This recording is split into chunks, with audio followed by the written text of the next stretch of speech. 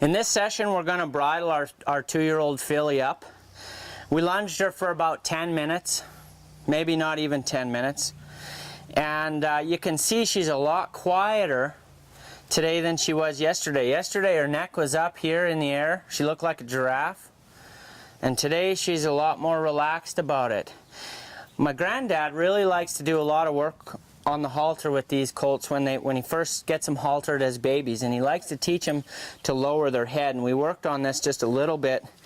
Just every time we pick up the halter or the lead rope on her, we kind of play with them and just get them to lower their head so that it makes bridling a little bit easier.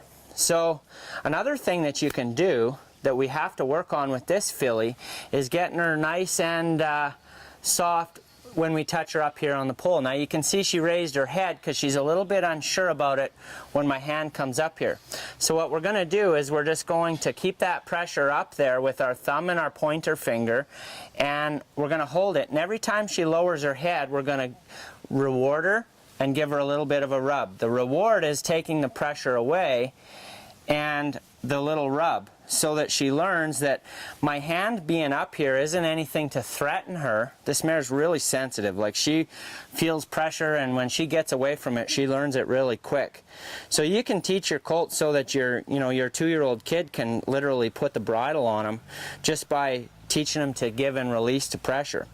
So the reason why I want to work on this today is because I'm going to put a bridle on her without a halter.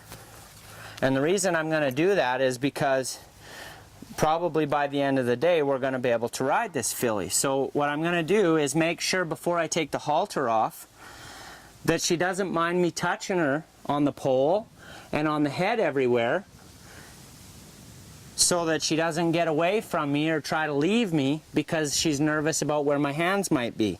So we just kind of keep pressure on her everywhere that we might need to until we have her head right in in our lap. Now she's being pretty good, so we're going to make sure that she's sacked out everywhere else, just to make sure that she's not going to leave me when it comes time for me to put the bridle on. So I want to make sure and cup her nose. Now you can see that's a little bit of an issue for her. So we're going to move back to the bridge of her nose where she didn't mind us. Move our hand down, and right there we've got confidence still. So we're going to stay there for a minute. And then we're going to reward her. And then we're going to go back to that spot again and move down an inch or so. Now you can see how I'm building confidence rather than picking a fight with my horse. Good. Now when I'm working on a place that's sensitive like this, I'm not moving erratic like you saw me before where she had confidence. She's not ready for me to move erratic yet, so I'm just kind of building confidence. We can move erratic with her around her head maybe tomorrow or the next day. But right now we can't. She's not ready for that yet. That was real good, and she knew that it was no big deal what we were doing by the end of it there. So we're just going to keep working on this little area here, and I'm actually going to even work on making sure I can have my thumb on the side of her mouth and then have my thumb inside of her mouth, because I'm going to use my thumb to open her mouth when I put the snaffle bit on. So she's pretty good there. Before she gets bad, I'm going to take the pressure away, build her confidence, and go back and do it again.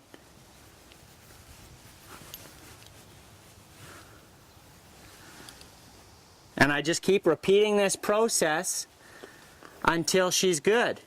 And I work on it every day. This is her most sensitive area, is her head. She's good everywhere else. She's just a little bit nervous about me when I touch her nose.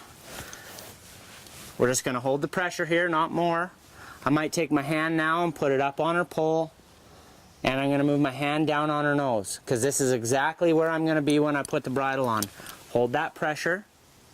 Stay with it. Don't ever release it if you don't have to until they relax from it. Now you can see she's trying anything she can to try and kind of evade the pressure. She's trying to back up, thinking that that's going to get her away from the pressure. When she stands still and takes the pressure is when I give her the release.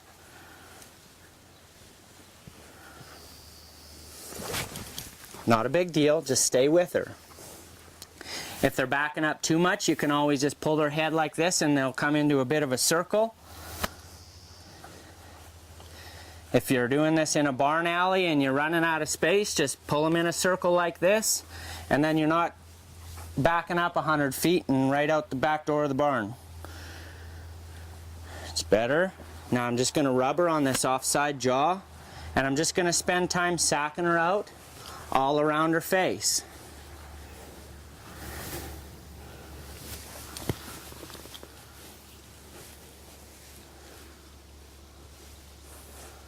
Good. Just stay with her. Good. Now we spent about 5 minutes working on her, getting her quieter around the head, doing exactly what you saw. And she's a lot better. Not perfect, but she's darn sure better. She's more relaxed. We gave her a couple little 30-second breaks in between. And she's improved a lot. Now if you worked on that every day for a month, she'd be better than 90% of the horses out there to bridle, and she's just a 2-year-old. So that's a real good way that you can work on getting a colt to be better about handling their face. And it's also going to come in handy when it comes time for you to worm, because she's going to be used to you approaching her face and sticking your finger in her mouth. Just replace the finger with a wormer. We'll do a session on that too. Now I'm going to, with the halter off, just spend some time building a bit of confidence. I want this mare to be in my lap, so you can see my arm is applying pressure, and when she lowers it, I release the pressure. Now I'm actually just overdoing how I would release the pressure, just to show you kind of where the release is. Now what I did is I untied my halter from her face, and I tied it around her neck. Just the same way I normally tie that knot, I tied it around her neck, just so if she did leave, she's not going to learn that she can get away from me. I still have some control here. I'm going to take my reins, and I'm going to gently put them over her ears. And I'm not going to get in a hurry here. If you're starting a colt, you can't be in a hurry. You got to give yourself enough time to get the job done right. I'm just going to take the bridle, and I'm going to put my right hand between her ears, take my left hand and rub her on the bridge of her nose, and bring that head back to me again, using give and release. Give and take, pressure and release. Now I'm going to take the bridle, the mouthpiece of the snaffle, cup it in my hand like this. We've got a session on how to bridle a horse in the horsemanship channel. We're going to come down, hold her mouth, cup her chin, insert my left thumb into her mouth, massage her gums just a little bit till she opens up her mouth. Take your time. When she opens her mouth, lift with your right hand, lift that pole strap, and pull the pole strap over her ears.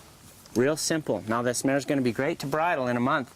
She's going to be real easy to put a bridle on. My year-old son will be able to bridle her. And that's what I'm aiming for, is I want to have my horses all the time. I'm thinking about, what if a kid rode him? What if a kid rode my horse? Is it gentle enough? Is it quiet enough? Is it going to hurt him?